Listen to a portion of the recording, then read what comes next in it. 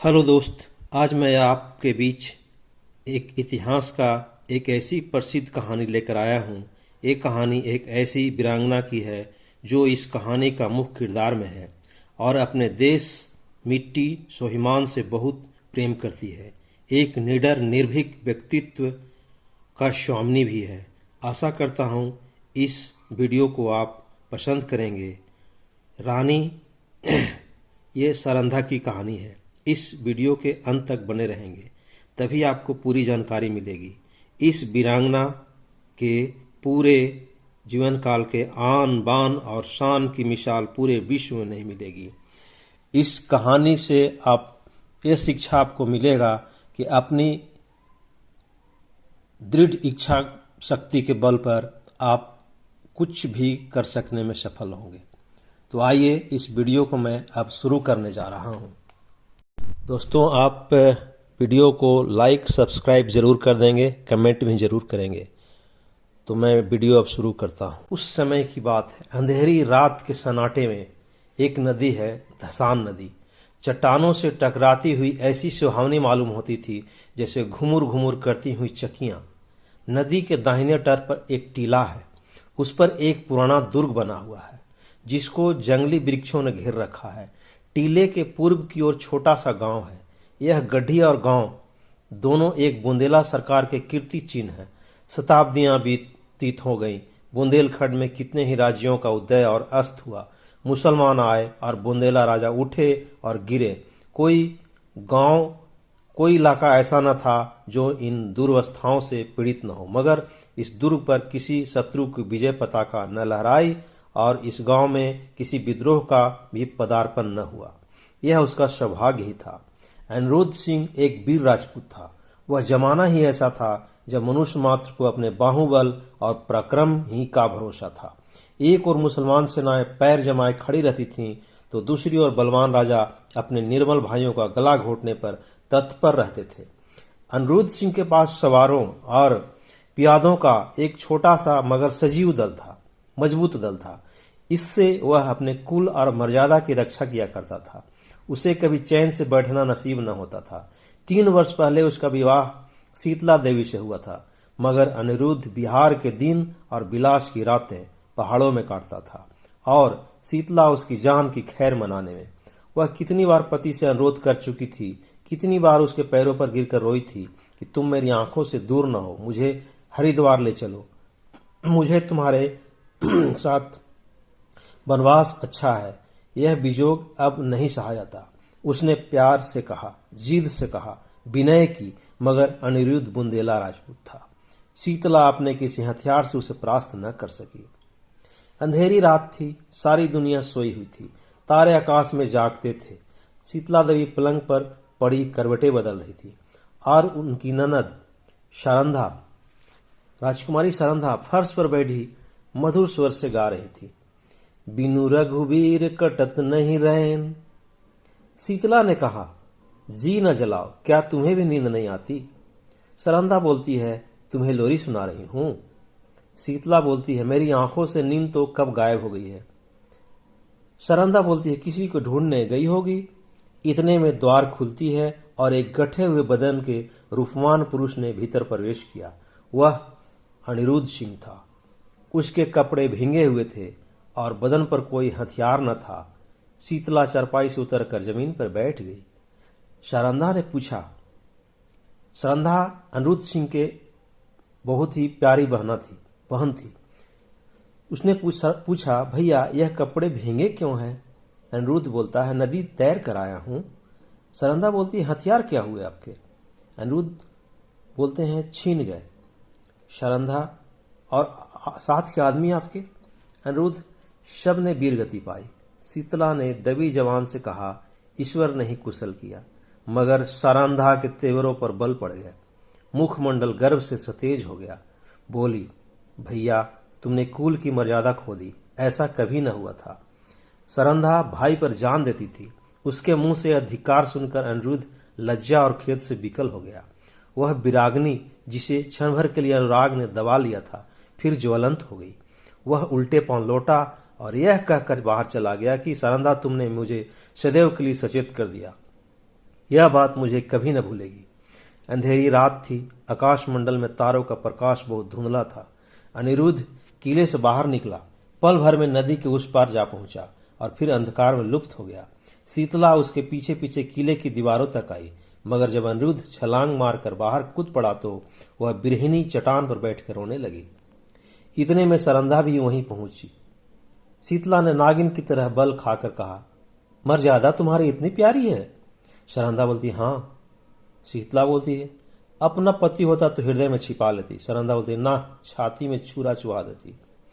शीतला ने ऐंठ कर कहा, चोली में छिपाती फिरोगी, मेरी बात गिरह में बांध लो। सरंधा बोलती है, जिस दिन ऐसा होगा मैं भी अपना वचन पूरा कर दिखाऊंगी। इस घटना के 3 महीने पीछे अनिरुद्ध महरौनी को जीत करके लौटा और साल भर पीछे सरंधा का विवाह ओरछा के राजा चंपत राय से हो गया। मगर उस दिन की बातें दोनों महिलाओं के हृदय में कांटे की तरह खटकती रहे।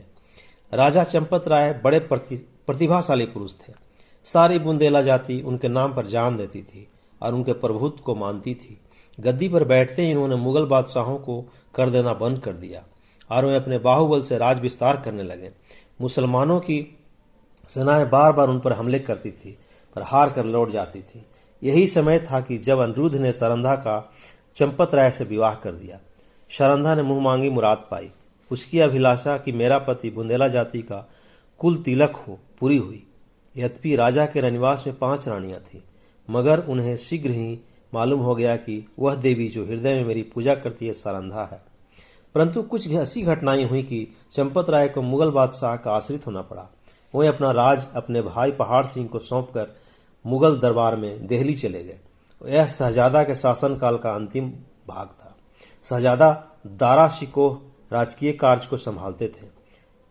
युवराज की आंखों में सील था और चित्त मुदार था। उन्होंने चंपत राय की वीरता की कहानियां सुनी थी, इसलिए उनका बहुत आदर सम्मान किया और कालपी की बहुमूल जागीर उनको भेंट की, जिसकी आमदनी 9 लाख रुपए थी। यह पहला अवसर था कि चंपत राय को आए दिन के लड़ाई झगड़े से निवृत्ति मिली और उसके साथ ही भोग विलास का प्राबल्य हुआ। रात दिन आमोद प्रमोद की चर्चा रहने लगी। राजा विलास में डूबे, रानियां जड़ाऊ गहनों पर रिझी, मगर सारंधा इतने दिन बहुत उदास और संकुचित रहती। वह इन रहस्यों से दूर दूर रहती। वे नृत्य और गान की सभाएं जो भी होती थीं उसे सुनी प्रतीत लगती थी। एक दिन चंपत राय ने सरंधा से कहा, शारन, तुम उदास क्यों रहती हो? मैं तुम्हें कभी हंसते नहीं देखता, क्या मुझसे नाराज हो? सरंधे की आंखों में जल भर आया। बोली, स्वामी जी, आप क्यों ऐसा विचार करते हैं? जहां आप प्रसन्न हैं वहां मैं भी खुश हूं। चंपत राय, मैं जब से आया हूं मैंने तुम्हारे मुख कमल पर कभी मनोहारिणी मुस्कुराहट नहीं देखी। तुमने कभी अपने हाथों से मुझे बीड़ा नहीं खिलाया, कभी मेरी पाग नहीं सवारी, कभी मेरे शरीर पर शस्त्र न सजाए। कहीं प्रेम लता मुझसे मुझाने तो नहीं लगी? सरंधा बोलती है, प्राणनाथ, आप मुझसे ऐसी बात पूछते हैं जिसका उत्तर मेरे पास नहीं है। यथार्थ में इन दिनों मेरा चित्त उदास रहता है। मैं बहुत चाहती हूं कि खुश रहूं, मगर बोझ सा हृदय पर धरा रहता है। चंपत राय स्वयं आनंद में मग्न थे, इसलिए उनके विचार में सरंधा को असंतुष्ट रहने का कोई उचित कारण नहीं हो सकता था। वे भौहें सिकोड़ कर बोले, मुझे तुम्हारे उदास रहने का कोई विशेष कारण नहीं मालूम होता। ओरछे में कौन सा सुख था जो यहाँ नहीं है? सरंधा का चेहरा लाल हो गया। बोली, मैं कुछ कहूं आप नाराज तो नहीं होंगे? चंपत राय, नहीं, शौक से कहो। सरंधा बोलती है, ओरछे में मैं एक राजा की रानी थी। मैं यहाँ एक जागीरदार की चेरी हूँ। ओरछे में वह थी जो अवध में कौशल्या थी। यहाँ मैं बादशाह के एक सेवक की स्त्री हूँ। जिस बादशाह के सामने आज आप आदर से सिर झुकाते हैं, वह कल आपके नाम से कांपता था। रानी से चेरी होकर भी प्रसन्नचित होना मेरे बस में नहीं है। आपने यह पद और विलास की सामग्रियां बड़े महंगे दामों मोल ली है। चंपत राय के नेत्रों पर से एक पर्दा सा हट गया। वहीं अब तक सरंधा के आत्मिक उच्चता को न जानते थे। जैसे बे माँ बाप का बालक माँ की चर्चा सुनकर रोने लगता है, उसी तरह ओरछे की याद से चंपत राय की आंखें सजल हो गईं। उन्होंने आदरयुक्त अनुराग के साथ सरंधा को हृदय से लगा लिया। आज से उन्हें फिर उसी उजड़ी बस्ती की फिक्र हुई जहां से धन और कीर्ति की अभिलाषाएं खींच लाई थी। माँ अपने खोए हुए बालक को पाकर निहाल हो जाती है।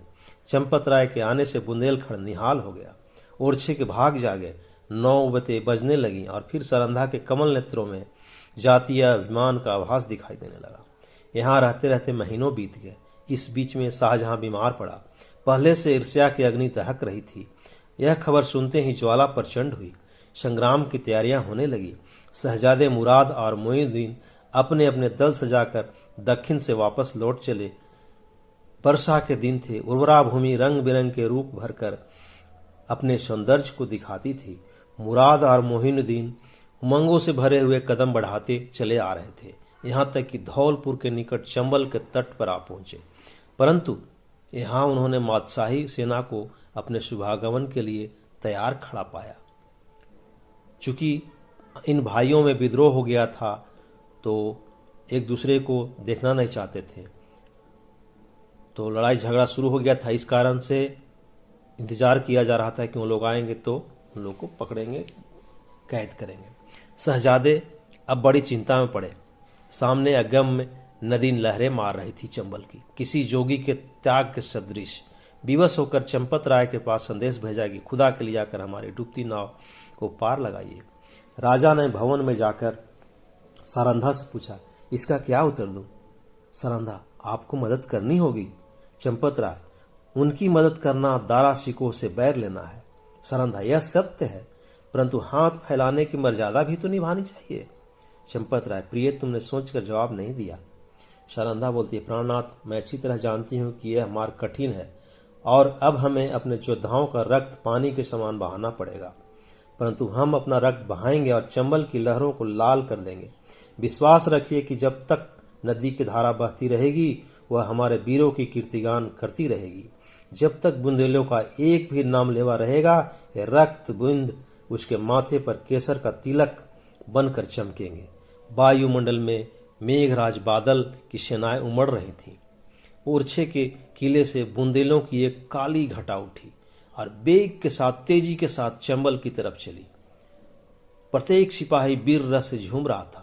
सारंधा ने दोनों राजकुमारों को गले से लगा लिया और राजा को पान का बीड़ा देकर कहा, बुंदेलों की लाज अब तुम्हारे हाथ है। आज उसका एक एक अंग मुस्कुरा रहा है और हृदय हुलसित है। बुंदेलों की यह सेना देखकर शहजादे फूले न समाये। राजा वहां की अंगुल अंगुल भूमि से परिचित थे। उन्होंने बुंदेलों को तो एक आड़ में छिपा दिया और वह शहजादों की फौज को सजाकर नदी के किनारे किनारे पश्चिम की ओर चले। दारा शिकोह को भ्रम हुआ कि शत्रु किसी अन्य घाट से नदी उतरना चाहता है। उन्होंने घाट पर से मोर्चे हटा लिए। घाट पर बैठे हुए बुंदेले उसी ताक में थे।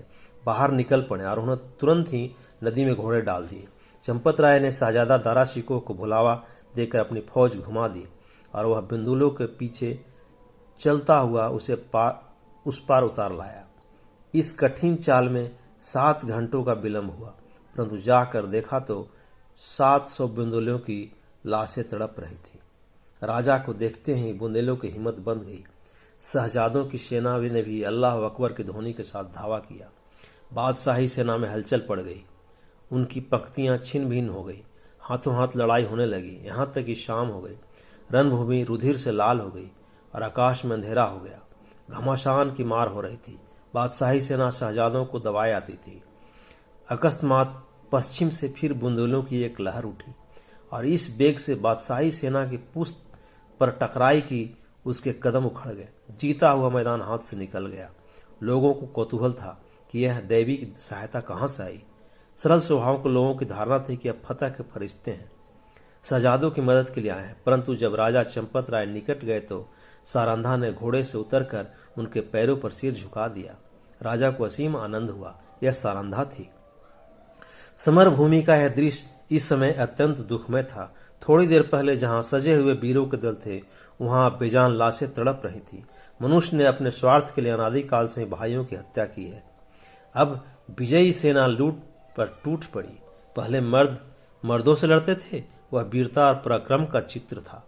यह नीचता और दुर्बलता की ग्लानि पर तस्वीर थी।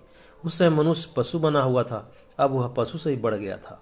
इस नोच खसोट में लोगों को बादशाही सेना के सेनापति की लाश दिखाई दी। उनके निकट उसका घोड़ा खड़ा हुआ अपनी दुम से मक्खियां उड़ा रहा था। राजा को घोड़ों का शौक था। देखते ही वह उस पर मोहित हो गया। यह इराकी जाति का एक अति सुंदर घोड़ा था। एक एक अंग सांचे में ढला हुआ, सिंह किसी छाती, चीते किसी कमर। उसका यह प्रेम और शौर्य में भक्ति देखकर लोगों को बड़ा कौतूहल हुआ। राजा ने हुक्म दिया कि खबरदार इस प्रेमी पर कोई हथियार न चलाए। इसे जीता पकड़ लो, यह मेरे अस्तबल की शोभा बढ़ाएगा। जो इसे मेरे पास लाएगा उसे धन से निहाल कर दूंगा। योद्धागण चारों ओर से लपके, परंतु किसी को साहस न होता था कि उसके निकट जा सके। कोई चुमकार रहा था, कोई फंदे फंसाने की फिक्र में था, पर कोई उपाय सफल न होता था। वहां सिपाहियों का मेला सा लगा हुआ था। तब रानी शारंधा अपने खेमे से निकली और निर्भय होकर घोड़े के पास चली गई। उसकी आंखों में प्रेम का प्रकाश था, छल का नहीं। घोड़े ने सिर झुका दिया। रानी ने उसकी गर्दन पर हाथ रखा और वह उसकी पीठ सहलाने लगी। घोड़े ने उसके आंचल में मुंह छिपा लिया। रानी उसकी रास पकड़कर खेमे की ओर चली। घोड़ा इस तरह चुपचाप उसके पीछे चला मानो सदैव से उसका सेवक है। पर बहुत अच्छा होता कि घोड़े ने शारदा से निष्ठुरता की होती। यह सुंदर घोड़ा आगे चलकर इस राज परिवार के निमित्त स्वर्ण जटित मृग साबित हुआ। संसार एक रण क्षेत्र है। इस मैदान में उसी सेनापति को विजय लाभ होता है जो अवसर को पहचानता है। वह अवसर पर जितने उत्साह से आगे बढ़ता है, उतने ही उत्साह से आपत्ति के समय पीछे हट जाता है। वह वीर पुरुष राष्ट्र का निर्माता होता है और इतिहास उसके नाम पर यश की फूलों की वर्षा करता है।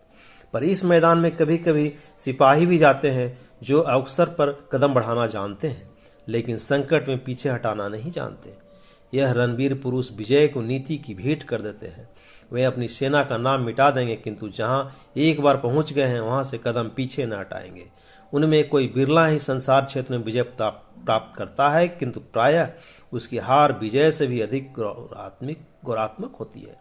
अगर अनुभवशील सेनापति राष्ट्रों को नींव डालता है तो आन पर जान देने वाला, मुंह न मोड़ने वाला सिपाही राष्ट्र के भावों को उच्च करता है और उसके हृदय पर नैतिक गौरव को अंकित करता है। उसे इस कार्य में चाहे सफलता न हो, किंतु जब किसी वाक्य या सभा में उसका नाम जबान पर आ जाता है तो श्रोतागण एक स्वर से उसके कीर्ति गौरव को प्रतिध्वनित कर देते हैं। सरंधा आन पर जान देने वालों में से थी। शहजादा मोइनुद्दीन चंबल के किनारे से आगरे की ओर चला तो सौभाग्य उसके सिर पर मोरछल हिलाता था। जब वह आगरे पहुंचा तो विजय देवी ने उसके लिए सिंहासन सजा दिया। औरंगजेब गुणज्ञ था। उसने बादशाही अफसरों के अपराध क्षमा कर दिए, उनके राजपद लौटा दिए और राजा चंपत राय को उसको बहुमूल्य कृत्यों के उपलक्ष्य में 12 मनसब प्रदान किया। ओरछा से बनारस और बनारस से जमुना तक उसकी जागीर नियत की गई। बुंदेला राजा फिर राजसेवक बना, वह फिर सुख विलास में डूबा। रानी शारदा फिर पराधीनता के शोक से घुलने लगी। वली बहादुर खां बड़ा वाक चतुर मनुष्य था। उसकी मृदुता ने शीघ्र ही उसे बादशाह आलमगीर का विश्वास पात्र बना दिया। उस पर राजसभा में समान की दृष्टि पड़ने लगी। खां साहब के मन में अपने घोड़े के हाथ से निकल जाने का बड़ा शौक था। शोक उन्हें उदास रहते थे उस घोड़े के लिए, उनका प्रिय घोड़ा था। एक दिन कुंवर छत्रसाल जो रानी शारदा के पुत्र हैं, उसी घोड़े पर सवार होकर शहर को निकले। वह खां साहब के महल की तरफ जा निकले। वली बहादुर ऐसे ही अवसर के ताक में था। उसने तुरंत अपने सेवकों को इशारा किया। राजकुमार अकेला क्या करता, पांव पांव घर आया, पैदल वापस लौट आए और उसने शारदा से सब समाचार बयान किया। रानी का चेहरा तमतमा गया। बोली, मुझे इसका शोक नहीं कि घोड़ा हाथ से निकल गया, शोक इसका है कि तू उसे खोकर जिंदा क्यों लौटा। तुमने जिंदा क्यों लौटा उसको खोकर? क्या तेरे शरीर में बुंदेलों का रक्त नहीं है? घोड़ा न मिलता न सही, किंतु तुझे दिखा देना चाहिए था कि एक बुंदेला बालक से उसका घोड़ा छीन लेना हंसी नहीं है। यह कहकर उसने 25 योद्धाओं को तैयार होने की आज्ञा दी। स्वयं अस्त्र धारण किए और योद्धाओं के साथ वली बहादुर खां के निवास स्थान पर जा पहुंची। खां साहब उसी घोड़े पर सवार होकर दरबार चले गए थे। शारदा दरबार की तरफ चली और एक क्षण में किसी वेगवती नदी के सदृश बादशाही दरबार के सामने जा पहुंची। यह कैफियत देखते ही दरबार में हलचल मच गई। अधिकारी वर्ग इधर से उधर आकर जमा हो गए। आलमगीर भी सहन में निकल गए। लोग अपनी अपनी तलवारें संभालने लगे और चारों तरफ शोर मच गया। कितने ही नेत्रों ने इस दरबार में अमर सिंह की तलवार की चमक देखी थी। उन्हें वही घटना फिर याद आ गई। अमर सिंह राठौर एक बहुत ही वीर पुरुष थे, जिन्होंने औरंगजेब की भरी सभा में उसके एक सिपहसालार को उन्होंने मौत के घाट उतार दिया था। तो सारंधा ने उच्च स्वर से कहा, खां साहब, बड़ी लज्जा की बात है, आपने वही वीरता जो चंबल के तट पर दिखानी चाहिए थी, आज एक अबोध बालक के सम्मुख दिखाई है। क्या है उचित था कि आप उससे घोड़ा छीन लेते? बली बहादुर खां की आंखों से अग्नि ज्वाला निकल रही थी। वह कड़ी आवाज से बोले, किसी गैर को क्या मजाल कि मेरी चीज अपने काम में लाए? रानी, वह आपकी चीज नहीं, मेरी है। मैंने उसे रणभूमि में पाया है और उस पर मेरा अधिकार है। क्या रणनीति की इतनी मोटी बात भी आप नहीं जानते? चूंकि रानी तो उसको रणभूमि में ही पाए थे। खां साहब बोले, वह घोड़ा मैं नहीं देख सकता, उसके बदले में सारा अस्तबल आपकी नजर है। रानी, मैं अपना घोड़ा लूंगी।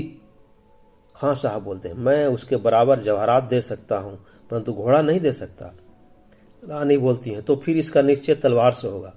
बुंदेला योद्धाओं ने तलवारें सौंत ली और निकट था कि दरबार की भूमि रक्त से प्लावित हो जाए।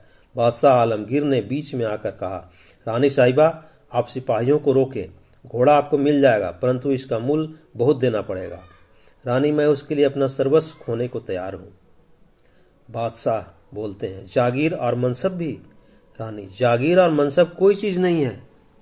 बादशाह बोलता है, अपना राज्य भी? रानी बोलती है, हां, राज्य भी। बादशाह बोलता है, एक घोड़े के लिए? रानी बोलती है, नहीं, उस पदार्थ के लिए जो संसार में सबसे अधिक मूल्यवान है। बादशाह, वह क्या है? रानी, अपनी आन है। वाह रे रानी सारंधा! इस भांति रानी ने अपने घोड़े के लिए अपनी विस्तृत जागीर, उच्च राज और राज समान सब हाथ से खोया, और केवल इतना ही नहीं, भविष्य के लिए कांटे बोए। इस घड़ी से अंत दशा तक चंपत राय को शांति न मिली। राजा चंपत राय ने फिर ओरछे के किले में पदार्पण किया। उन्हें मनसब और जागीर के हाथ से निकल जाने का अत्यंत शोक हुआ, किंतु उन्होंने अपने मुंह से शिकायत का एक शब्द भी नहीं निकाला। वे सारंधा के स्वभाव को भली भांति जानते थे। शिकायत इस समय उसके आत्मगौरव पर कुठार का काम करती। कुछ दिन यहाँ शांतिपूर्वक व्यतीत हुए, लेकिन बादशाह सारंधा की कठोर बात भूला न था। कुछ दिन यहाँ शांतिपूर्वक व्यतीत किए, लेकिन बादशाह सारंधा की कठोर बात भूला न था। वह क्षमा करना जानता ही न था। ज्यों ही भाइयों की ओर से निश्चिंत हुआ, उसने एक बड़ी सेना चंपत राय का गर्व चूर करने के लिए भेजी और 22 अनुभवशील सरदार इस मुहिम पर नियुक्त किए। शुभकरण बुंदेला बादशाह का सूबेदार था। वह चंपत राय का बचपन का मित्र और सहपाठी था। उसने चंपत राय को परास्त करने का बिड़ा उठाया। और भी कितने ही बुंदेला सरदार राजा से विमुख होकर बादशाही सूबेदार से आ मिले। एक घोर संग्राम हुआ। भाइयों की तलवारें रक्त से लाल हुई। यद्यपि इस समर में राजा को विजय प्राप्त हुई, लेकिन उसकी शक्ति सदा के लिए छीन हो गई। निकटवर्ती बुंदेला राजा, जो चंपत राय के बाहुबल थे, बादशाह के कृपाकांक्षी बन बैठे। साथियों में कुछ तो काम आए, कुछ दगा कर गए। यहाँ तक कि निजी संबंधियों ने भी आंखें चुरा ली, परंतु इन कठिनाइयों में भी चंपत राय हिम्मत नहीं हारी, धीरज को न छोड़ा। उन्होंने ओरछा छोड़ दिया और वह 3 वर्ष तक बुंदेलखंड के सघन पर्वतों में छिपते फिरते रहे। बादशाही सेनाएं शिकारी जानवरों की भांति सारे देश में मंडरा रही थी। आए दिन राजा का किसी न किसी से सामना हो जाता था। सारंधा सदैव उनके साथ रहती और उनका साहस बढ़ाया करती। बड़ी बड़ी आपत्तियों में भी जबकि धैर्य लुप्त हो जाता और आशा छोड़ देती, आत्मरक्षा का धर्म उसे संभाले रहता। 3 साल के बाद अंत में बादशाह के सूबेदारों ने आलमगीर को सूचना दी कि इस शेर का शिकार आपके सिवाय और किसी से न होगा। उत्तर आया कि सेना को हटा लो और घेरा उठा लो। राजा ने समझा संकट से निवृत्ति हुई, पर वह बात शीघ्र ही भ्रमात्मक सिद्ध हो गई। ये तो औरंगजेब का चाल था। 3 सप्ताह से बादशाही सेना ने ओरछा घेर रखा है। जिस तरह कठोर वचन हृदय को छेद डालते हैं, उसी तरह तोपों के गोलों ने दीवार को छेद डाला।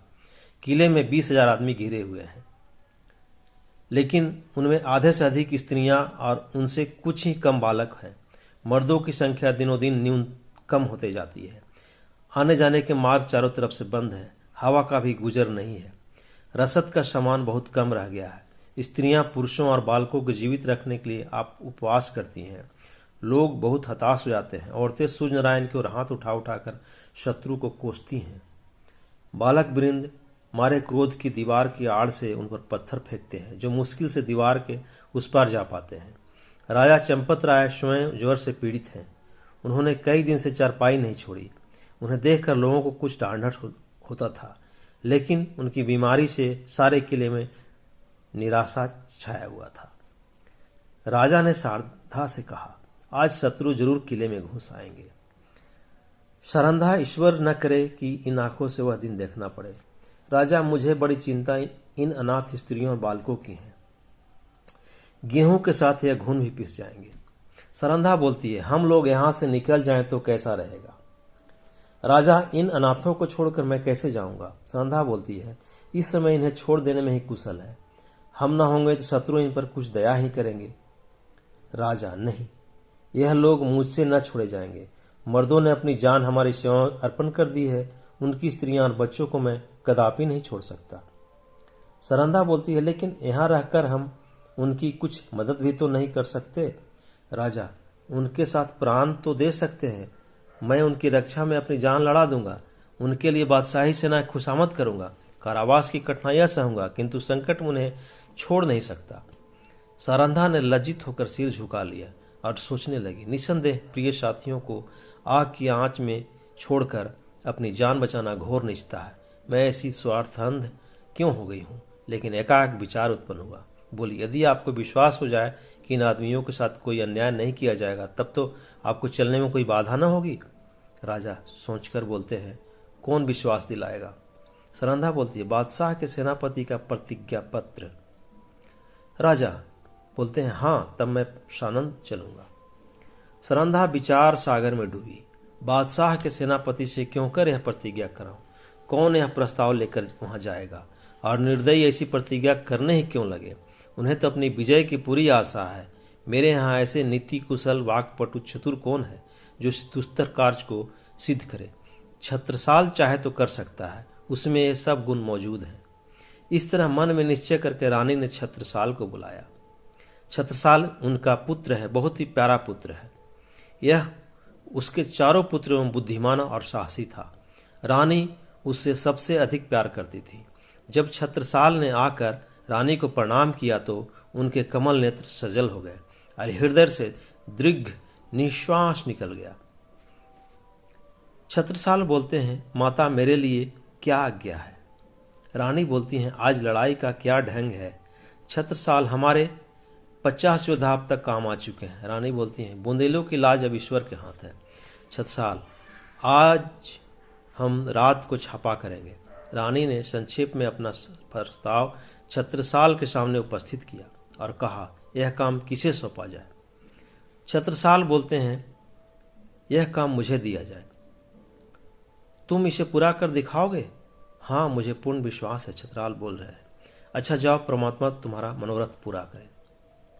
यही छत्रसाल आगे चलकर बहुत ही प्रतापी राजा सा बनेगा। छत्रसाल जब चला तो रानी ने उसे हृदय से लगा लिया और तब आकाश की ओर दोनों हाथ उठाकर कहा, दयानिधे, मैंने अपना तरुण और होनहार पुत्र बुंदेलों की आन के आगे भेंट कर दिया। अब इस आन को निभाना तुम्हारा काम है। मैंने बड़ी मूल्यवान वस्तु अर्पित की है, इसे स्वीकार करो। छत्रसाल को मुगल सेनापति के पास भेजा गया। दूसरे दिन प्रातःकाल सारंधा स्नान करके थाल में पूजा की सामग्री लिए मंदिर को चली। उसका चेहरा पीला पड़ गया था और आंखों तले अंधेरा छा जाता था। वह मंदिर के द्वार पर पहुंची थी कि उसके थाल में बाहर से आकर एक तीर गिरा। तीर की नोक पर एक कागज का पुर्जा लिपटा हुआ था। सारंधा ने थाल मंदिर के चबूतरे पर रख दिया और पुर्जे को खोलकर देखा तो आनंद से चेहरा खिल गया। लेकिन यह आनंद क्षण भर का था। हाय, इस पुर्जे के लिए मैंने अपना प्रिय पुत्र हाथ से खो दिया है। कागज के टुकड़े को इतने महंगे दामों किसने लिया होगा। मंदिर से लौटकर सारंधा राजा चंपत राय के पास गई और बोली, प्राणनाथ, आपने जो वचन दिया था उसे पूरा कीजिए। राजा ने चौंक कर पूछा, तुमने अपना वादा पूरा कर दिया। रानी ने वह प्रतिज्ञा पत्र राजा को दे दिया। चंपत राय ने उसे गौर से देखा, फिर बोले, अब मैं चलूंगा और ईश्वर ने चाहा तो एक बार फिर शत्रुओं की खबर लूंगा। लेकिन सारन, सच बताओ, इस पत्र के लिए क्या देना पड़ा है? रानी ने कुंठित स्वर से कहा, बहुत कुछ। राजा सुनो तो। रानी बोलती, एक जवान पुत्र। राजा को बाण सा लग गया। पूछा, कौन? अंगद राय, इनके बड़े बेटे का नाम अंगद राय। रानी बोलती है, नहीं। राजा बोलते हैं, रतन शाह, फिर दूसरे बेटे का नाम। रानी बोलती है, नहीं। राजा बोलता है, छत्रसाल। रानी बोलती है, हाँ।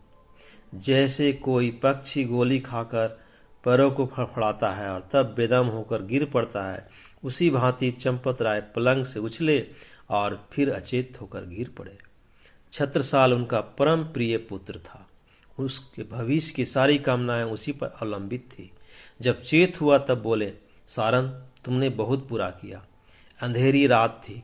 रानी साहिबा सरंधा घोड़े पर सवार चंपत राय को पालकी में बिठाए किले के गुप्त मार्ग से निकल जाती थी। आज से बहुत काल पहले एक दिन ऐसी अंधेरी दुखमयी रात्रि थी। तब सरंधा ने शीतला देवी कुछ कठोर वचन कहे थे। शीतला देवी ने उस समय जो भविष्यवाणी की थी वो आज पूरी हुई। क्या सरंधा ने उसका जो उत्तर दिया था वह भी पूरा होकर रहेगा? मध्याह्न था। सूर्य नारायण सिर पर आकर अग्नि की वर्षा कर रहे थे। शरीर को झुलसाने वाली प्रचंड प्रखर वायु वन और पर्वत में आग लगाती फिरती थी। ऐसा विदित होता था मानो अग्निदेव की समस्त सेनाएं गरजती हुई चली आ रही हैं। गगन मंडल इस भय से कांप रहा था। रानी सरंधा घोड़े पर सवार चंपत राय को लिए पश्चिम की तरफ चली जाती थी। ओरछा 10 कोस पीछे छूट चुका था और प्रतीक्षण ने हम अनुमान स्थिर हो जाता था कि अब हम भय के क्षेत्र से बाहर निकल आए। राजा पालकी में अचेत पड़े हुए थे और कहार पसीने में सराबोर थे। पालकी के पीछे 5 सवार घोड़ा बढ़ाए चले आते थे। प्यास के मारे सबका बुरा हाल था। तालू सुखा जाता था। किसी वृक्ष की छां और कुएं के तलाश में आंखें चारों ओर दौड़ा रही थी। अचानक सरंधा ने पीछे की तरफ फिर कर देखा तो उसे सवारों का एक दल आता हुआ दिखाई दिया। उसका माथा ठनका कि अब कुशल नहीं है, यह लोग अवश्य हमारे शत्रु हैं। फिर विचार हुआ कि शायद मेरे राजकुमार अपने आदमियों को लिए हमारी सहायता को आ रहे हैं। नैराश्य में भी आशा साथ नहीं छोड़ती। कई मिनट तक वह ऐसी आशा और भय की अवस्था में रही, यहाँ तक कि वह दल निकट आ गया और सिपाहियों के वस्त्र साफ नजर आने लगे। रानी ने एक ठंडी सांस ली और उसका शरीर तृणवत कांपने लगा। यह बादशाही सेना के लोग थे। सरंधा ने कहारों को कहा, डोली रोक लो। बुंदेला सिपाहियों ने भी तलवारें खींच ली। राजा की अवस्था बहुत शोचनीय थी, किंतु जैसे दबी हुई आग हवा लगते ही प्रदीप्त हो जाती है, उसी प्रकार इस संकट का ज्ञान होते ही उनके जर्जर शरीर में विरात्मा चमक उठी। वह पालकी का पर्दा उठाकर बाहर निकल आए। धनुष बाण हाथ में ले लिया, किंतु वह धनुष जो उनके हाथ में इंद्र का वज्र बन जाता था, इस समय जरा भी न झुका। सिर में चक्कर आया, पैर थराए और वे धरती पर गिर पड़े। भावी अमंगल की सूचना मिल गई। उस पंख रहित पक्षी के सदृश जो सांप को अपनी ओर आता देख कर वह ऊपर को उचकता और फिर गिर पड़ता है। राजा चंपत राय फिर संभल उठे, फिर गिर पड़े। सरंधा ने उन्हें संभाल कर बैठाया और रोक कर बोलने की चेष्टा की, परंतु मुंह से केवल इतना निकला, प्राणात। इसके आगे मुंह से एक शब्द भी न निकल सका। आन पर मरने वाली सरंधा इस समय साधारण स्त्रियों की बात शक्तिहीन हो गई, लेकिन एक अंश तक यह निर्बलता स्त्री जाति की शोभा है। चंपत राय बोले, सारन, देखो हमारा एक वीर जमीन पर गिरा। शोक। जिस आपत्ति से यवत जीवन डरता रहा, उसने इस अंतिम समय में आ घेरा। मेरी आंखों के सामने शत्रु तुम्हारे कोमल शरीर में हाथ लगाएंगे और मैं जगह से हिल भी न सकूंगा।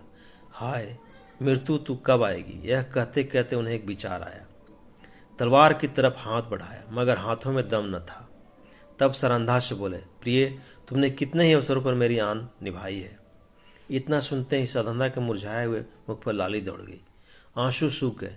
इस आशा में कि पति के कुछ काम आ सकती हूँ, उसके हृदय में बल का संचार कर दिया। वह राजा की ओर विश्वासोत्पादक भाव से देखकर बोली, ईश्वर ने चाहा तो मरते दम तक निभाऊंगी।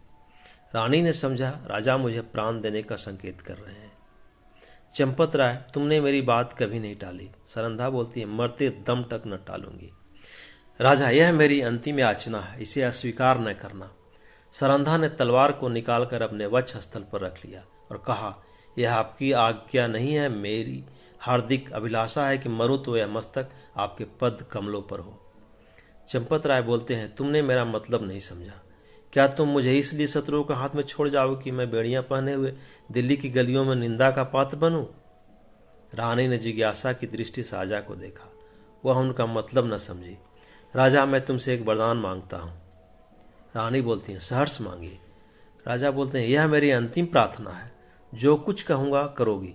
रानी बोलती हैं, सिर के बल करूंगी। राजा बोलते हैं, देखो तुमने वचन दिया है, इनकार न करना। रानी कांपते हुए बोलती हैं, आपके कहने की देर है। राजा बोलते हैं, अपनी तलवार मेरी छाती में चुभा दो। रानी के हृदय पर वज्रपात सा हो गया। बोली, जीवननाथ, इसके आगे वह और कुछ न बोल सकी। आंखों में नैराश छा गया। राजा बोलते हैं, मैं बेड़िया पहनने के लिए जीवित रहना नहीं चाहता।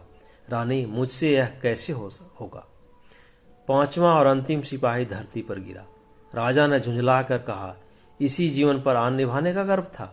बादशाह के सिपाही राजा की तरफ लपके। राजा ने निराशपूर्ण भाव से रानी की ओर देखा। रानी क्षण भर अनिश्चित रूप से खड़ी रही, लेकिन संकट में हमारे निश्चयात्मक शक्ति बलवान हो जाती है। निकट था कि सिपाही लोग राजा को पकड़ने के। सरंधा ने दामिनी की भांति लपक कर तलवार राजा के हृदय में चुभो दी। प्रेम की नाव प्रेम के सागर में डूब गई। राजा के हृदय से रुधिर की धारा निकल रही थी, पर चेहरे पर शांति छाई हुई थी। कैसा हृदय है वह स्त्री जो अपने पति पर प्राण देती थी, आज उसकी प्राण घातिका है। जिस हृदय से आलिंगन होकर उसने यौवन सुख लुटा, जो हृदय उसकी अभिलाषाओं का केंद्र था, जो हृदय उसके अभिमान का पोषक था, उसी हृदय को सरंधा की तलवार छेद रही है। किसी स्त्री की तलवार से ऐसा काम हुआ है? आत्माभिमान का कैसा विषादमय अंत है। उदयपुर और मारवाड़ के इतिहास में भी आत्मगौरव की ऐसी घटनाएं नहीं मिलती। बादशाही सिपाही सरंधा के साहस और धैर्य देखकर दंग रह गए। सरदार ने आगे बढ़कर कहा, रानी साहिबा, खुदा गवाह है, हम सब आपके गुलाम हैं।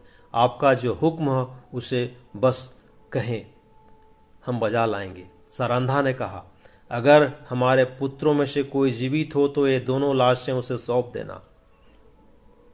यह कहकर उन्होंने अब वही तलवार अपने हृदय में चुभा ली। जब यह अचेत होकर धरती पर गिरी तो उनका सिर राजा चंपत राय की छाती पर था। वाह वीरांगना, वाह उनके आन, लेकिन मुगलों के हाथ कभी नहीं आए लोग। ये है हमारे देश के वीरांगना और ये हमारे थे राजा। तो ये कहानी यहीं पर खत्म होती है। आपको मेरे वीडियो में बने रहने के लिए बहुत बहुत धन्यवाद। आपको कैसा लगा आप लाइक और सब्सक्राइब करके ज़रूर बताएंगे।